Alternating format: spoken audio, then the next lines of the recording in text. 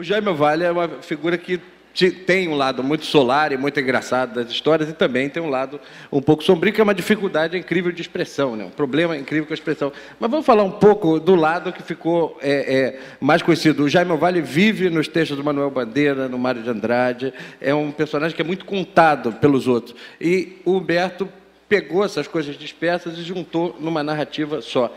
Olha, o interesse pelo Jaime Ovalle nasceu do fato de que eu comecei desde a adolescência, portanto faz muito tempo, a ver o nome de Ovalle aparecer sempre na obra dos outros, estava sempre na periferia da literatura e da cultura brasileira, da música, da poesia, né? E eu procurei então saber alguma coisa mais sobre Ovalle e não havia nada. Ele é um poeta que não publicou livros. O que ele publicou talvez não chegue a 20 poemas, a maioria deles escritos em inglês e traduzidos para o português, pelo Bandeira, pelo Bigar Renaud, pelo Augusto Frederico Schmidt, razão pela qual o Ovalle, poeta brasileiro, entra na seção de poemas traduzidos de Manuel Bandeira nas obras completas. Então havia uma conversa de que Ovalle tinha deixado uma bagagem literária, literalmente uma mala. Depois essa mala, em alguns relatos, passou a ser um baú. Então, eu me lancei à procura desses baús.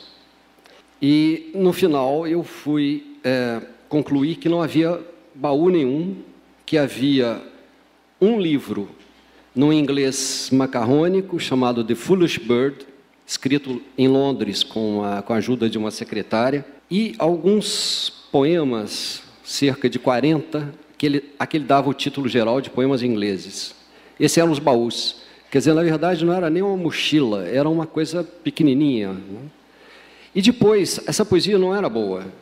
Então eu descobri, para minha grande alegria, que, na verdade, eu tinha um personagem singular. Eu tinha um poeta que influenciou vários grandes poetas, vários escritores, sem ter uma obra. Ele era um grande artista, eu não tenho dúvida. Mas ele não tinha os meios para formalizar essa arte, para botar para fora. Não basta que você seja um artista, você tem que saber botar isso para fora. E ele era um homem que não teve nenhuma educação formal, ele era um pouco diferentaço, assim, ele era carinhosamente conhecido como doido, né, na rua onde ele morava. Então ele não estudou, o que ele estudou de música foi muito pouco, e já mais tarde, às vésperas de ir para Londres, né? Isso transformou o Ovalle num artista muito especial. Ele próprio se deu conta disso, dessa incapacidade, dessa impotência criadora dele,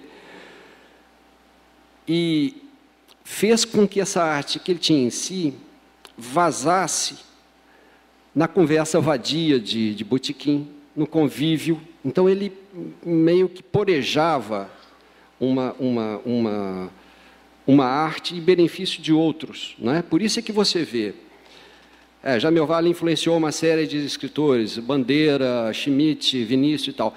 É muito difícil você saber exatamente em que consiste essa influência. Eu uso a imagem de um sol. O Ovalle é um sol que bronzeou, assim, cuja luz bronzeou a obra dos outros.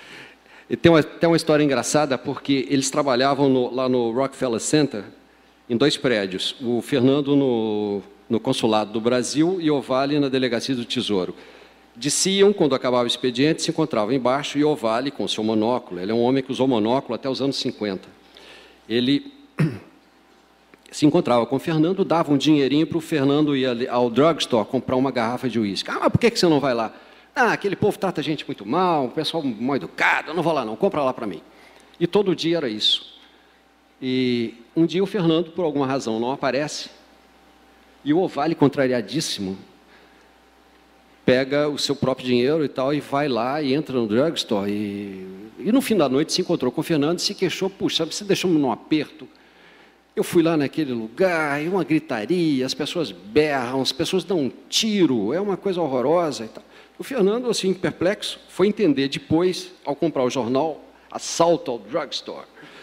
Tinha tido um assalto, mataram um camarada lá, e a notícia dizia, né, assim que a um canto a tudo assistia um old gentleman, quase levou um tiro, morreu o ladrão, o assaltante morreu, ele em tempo de levar ele. Quer dizer, ele era um homem assim, dizia a mulher dele, ele não era ele não era totalmente humano, ele não era deste mundo, não é? Assim, vida e obra é uma contradição ao infinito. E eu acho que o Mário de Andrade é muito invejoso naquela declaração que tem no Santo Sujo. Tem uma... Embora ele tenta guardar aquilo como não inveja, porque inveja é quase sempre um sentimento sujo, e eu acho um sentimento nobre do caralho, né? De ser, porra, invejar amigo, invejar... sei lá, Paulo Roberto, um certo momento bebia mais do que eu, depois ele escrevia. Eu, pelo menos, eu bebo muito e escrevo, eu bebo pra caralho e escrevo socialmente. Eu inverto a coisa. Eu acho que o grande segredo é esse. Você escreve socialmente? Eu escrevo socialmente, eu bebo muito. Ô Chico, olha, eu acho que até você pode ter razão aí. Eu acho que Mário de Andrade tinha inveja disso, de não escrever socialmente. Mas tu não acha... Não, eu acho que você pode ter razão. Agora, aquela que ele acertou no diagnóstico... do livro é genial, mas eu acho que é invejosa. Pode ser. Quem escreve de verdade sempre tenta folclorizar quem não escreve muito. Tem uma... Assim, numa antropologia Jean Rouch da desgraça noturna, sempre quem escreve mais ou que tem a pegada mais literária tenta folclorizar quem ainda não tem obra, quem está em construção, quem está... Então, um dilema, vai ser um fla-flu eterno essa guerra de quem escreve mais ou menos, ou quem não tem tempo de escrever, ou que até tem tempo e faz merda, mas tem uma humilhação. Tem uma humilhação literária, porque literatura é uma coisa que tem uma pegada muito século XIX, em todos os sentidos possíveis, então sempre vai ter uma humilhação embutida no escrever. Escrever é uma forma de humilhar Gisele Bündchen, entendeu? Assim, não pode ser só gostosa, tem que escrever alguma coisa genial. Então, tem uma humilhação implícita em não apenas dizer na noite, e não apenas ser Jaime Ovalle, e não apenas dizer merda. Tem que ter um livro, capa dura, fetiche, aquela coisa... Olha aqui, capa dura, que nem esse aqui, né? E barará. Tem uma humilhação literária na existência. A existência embute uma humilhação literária contra quem é... um vira-lata na borda dessa existência. A literatura, embora hoje seja uma merda, assim, do ponto de vista de espetáculo, ela embute uma coisa como se ela fosse a maior coisa da existência. E, sabe de uma coisa? Eu acho que é mesmo.